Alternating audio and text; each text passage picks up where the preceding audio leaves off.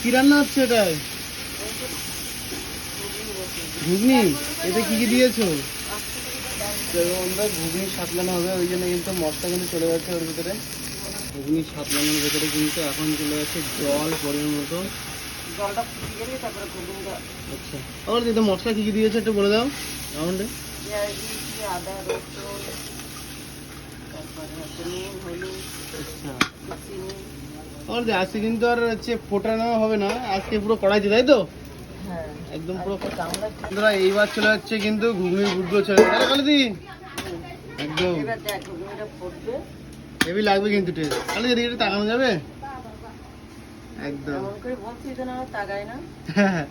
না তুমি চলে যাচ্ছো তাই জন্য। চলো যাই বন্ধুরা, এইবার কিন্তু ফুটবে একদম টকবক করে, তাই না কালিদি? একদম চলো দেখো। মাছটা নিয়ে বসেছি বুঝলে।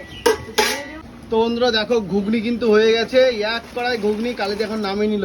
কালিদি কমপ্লিট একদম। কালিদি কি বলা যাবে? ঘুগনি কমপ্লিট। সকাল সকাল কালিদির হাতের ঘুগনি, তাই তো? রুটি ঘুগনি যদি কেউ সকাল সকাল খেতে চায় চলে আসতে হবে। চলে আসতে হবে কালিদির দোকানে। একদম শুধু কালিদির হাতে বলে না, উর্মিলা আছে, উর্মিলাও বানায়। একদম আজকে আমার সময় ছিল তার জন্য একটা বানালাম আমি। একদম। চলো তেলের টিনটা আসতে দেরি করছিল বলে ওই জন্য ঘুগনিটা সাপ্লাই দিয়েছিলাম।